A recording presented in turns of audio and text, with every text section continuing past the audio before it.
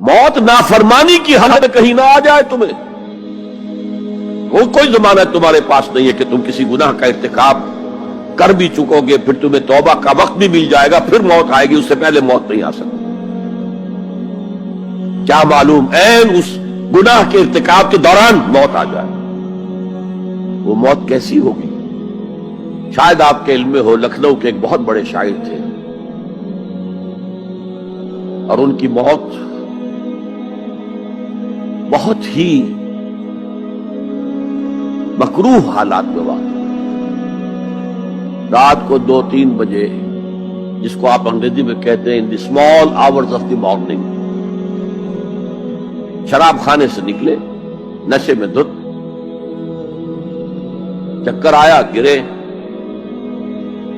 اور ساتھ ہی بدرو جا رہی تھی گندی نالی, اس میں گر گئے, وہاں سے لاش برآمد. کیسی موت ہے یہ؟ نافرمانی کی حالت میں موت آئی ہے, شراب کے نشے کی حالت میں موت آئی ہے. اور کیا یہ ممکن نہیں ہے کہ کوئی شخص بدکاری کا ارتکاب کر رہا اور عین اسی فعل کے دوران موت آ جائے؟ اچھا, اب اگر آپ نے طے کر دیا نہیں مروں گا مگر حالت فرما برداری میں, اس کی ایک ہی شکل ہے, کوئی لمحہ بھی نافرمانی میں بسر نہ ہو, مبادا اسی لمحے موت آ جائے. ہر لمحے کا پہرا دیجئے, ہر ساتھ کی پوری حفاظت کیجئے, کہیں نافرمانی کا کوئی ارتکاب نہ ہو اور عین اس حالت میں کہیں موت نہ آ جائے. میں وہ حدیث آپ کو سنا چکا ہوں, لا یزنی الزانی حین یزنی وہو مومن. کوئی زانی حالت ایمان میں زنا نہیں کرتا, جب وہ زنا کر رہا ہوتا ایمان اس کے دل سے نکل کر اوپر سر پر منڈلاتا رہتا. کوئی چور حالت ایمان میں چوری نہیں کرتا, ولا یسرق السارق حین یسرق وہو مومن. کوئی شرابی حالت ایمان میں شراب نہیں پی سکتا, ولا یشرب الخمر حین یشرب وہو مومن. اگر ایمان بھی ہو دل میں اور یہ حرکات بھی ہو رہی ہو تو وہ ایمان 2 پیسے کا نہیں, 2 ٹکے کا نہیں. کیا اس ایمان کی قیمت ہے؟ کیا قدر و قیمت ہے اس کی؟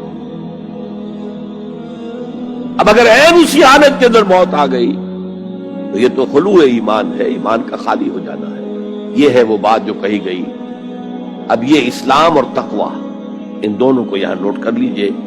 یا ایھا الذین آمنوا اتقوا اللہ حق تقاتہ ولا تموتن الا وانتم مسلمون. اے ایمان کے دعوے دارو, اللہ کا تقوی اختیار کرو جتنا کہ اس کے تقوی کا حق ہے, اور دیکھنا موت نہ آنے پائے مگر فرما برداری کی حالت. اب یہ اینٹیں اگر پختہ ہو گئی ہیں, ہم نے جہاد کے مختلف مراحل ان پر غور کیا تھا. پہلا مرحلہ کیا تھا؟ نفس امارہ کے خلاف جہاد, شیطان اور اس کی ذریت سلبی و مانوی کے خلاف جہاد, بگڑے ہوئے معاشرے کے جو پریشرز ہیں ان کے خلاف جہاد. یہ 3 جہاد کر کے کما حقہ فرض کیجئے کہ اب آپ تقوی اور فرما برداری کی روش پر راسخ ہو گئے, قائم ہو گئے. اب اگلا قدم کیا ہے؟ اب ان اینٹوں سے فصیل بنانی ہے. اینٹیں تو مضبوط ہو گئی, پوری طرح پٹ گئی, پختہ ہو گئی.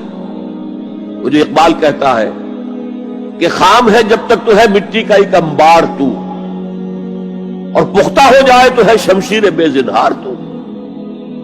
اور جس سے اکبر اللہ آبادی نے بھی کہا ہے, اس سے بھی بہتر انداز میں کہا ہے, تو خاک میں مل اور آگ میں جل, جب خشت بنے تب کام چلے.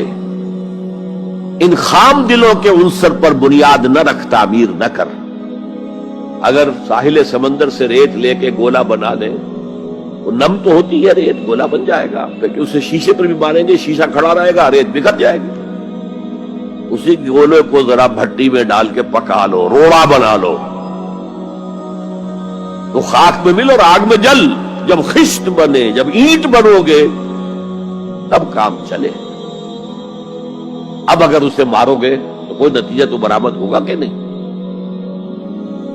تو یہ پختہ افراد کی شخصیت کو پختہ کرنا. جو حیات اجتماعی اس کو نظر انداز کرتی ہے، جیسا کہ میں نے عرض کیا تھا، پہلی منزل تعمیر نہیں کی، دوسری کے اوپر چڑھانا ہو گئے، دوسری ہے نہیں، تیسری جو ہے وہ ہوا کے اندر اس کی تعمیر ہو رہی ہے۔ ہماری بہت سی ناکامیوں کا اصل سبب یہ ہے۔ حضور نے پہلے افراد کو تیار کیا ہے، افراد کے ہاتھوں میں ہے اقوام کی تقدیر، ہر فرد ہے ملت کے مقدر کا ستارہ، اور ہر حیات اجتماعی یا کوئی تنظیم ہو، کوئی جماعت ہو جو اسلام کی سربلندی کے لیے کام کرنا چاہیے، اسے سب سے پہلے پختہ کردار والے افراد تیار کرنے ہوں گے۔ یا ایھا الذین آمنوا اتقوا اللہ حق تقاتہ ولا تموتن الا وانتم مسلمون۔ اب دوسرا نقطہ کیا ہے؟ ان کو جوڑنا ہے، اب اینٹوں کو جوڑنا ہے۔ And for that you need a cement substance۔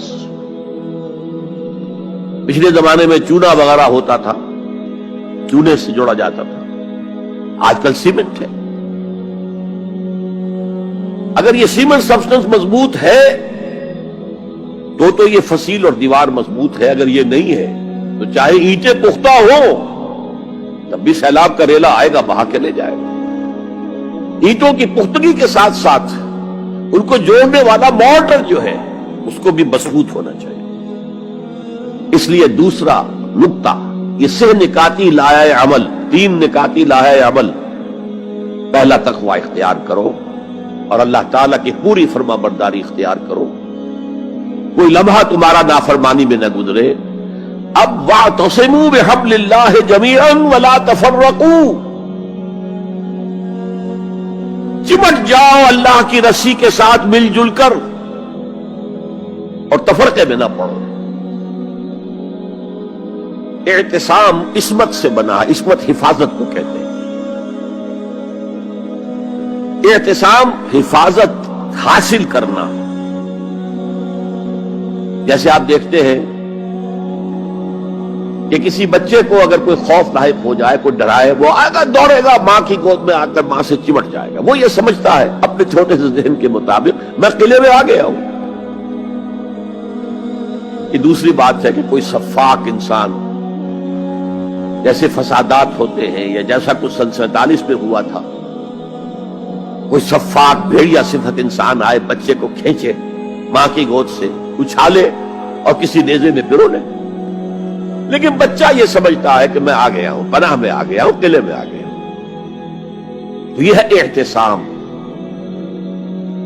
اور عجیب بات یہ ہے کہ جو اس سورہ مبارکہ کی جو ہم نے شروع کی ہے آیات، وہاں سے ایک آیت پہلے جو ہے 10ویں رکوع کی آخری آیت، وَمَن يَعْتَصِم بِاللَّهِ فَقَدْ هُدِيَ إِلَىٰ صِرَاطٍ مُسْتَقِيمٍ۔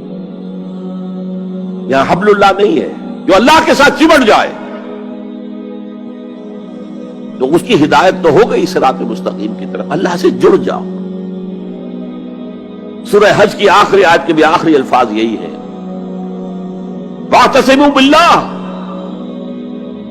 فَأَقِیمُوا الصَّلَاةَ وَآتُوا الزَّکَاةَ وَاعْتَصِمُوا بِاللَّهِ۔ وہ تمہارا پشت پناہ ہے، وہ مولاکم ونعم المولا ونعم النصیر، کیا ہی اچھا ہے وہ مولا، پشت پناہ، مددگار، حمایتی، کیا ہی اچھا ہے وہ مدد کرنے والا۔ تو وہاں پر بھی واعتصموا باللہ، وہی لفظ یہاں آیا، ومن یعتصم باللہ فقد ہدی الی صراط مستقیم۔ اب یہاں سوال پیدا ہوتا ہے وہ حبل اللہ کون سی ہے؟ اب اصول یہ سامنے رکھیے کہ قرآن مجید میں اگر محسوس ہو کہ کسی جگہ پر کوئی ابہام ہے، اجمال ہے، کہیں وضاحت کی ضرورت ہے، تو یہ حق ہی نہیں فرض ہے محمد الرسول اللہ صلی اللہ علیہ وسلم کا کہ اس کو بیان کریں، واضح کریں، تبیین کریں۔ انزلنا الیک الذکر لتبین للناس ما نزل الیہم۔ اے نبی، ہم نے آپ کی طرف یہ ذکر اس لیے نازل کیا ہے کہ آپ لوگوں کے لیے واضح کریں وہ شے جو ان کے لیے نازل کی گئی، ان کی طرف بھیجی گئی۔ آج ایک عظیم ترین فتنہ ہمارے ہاں جو ہے وہ انکار حدیث کا ہے۔ وہ گویا کہ حضور کو یہ حق ہی دینے کو تیار نہیں۔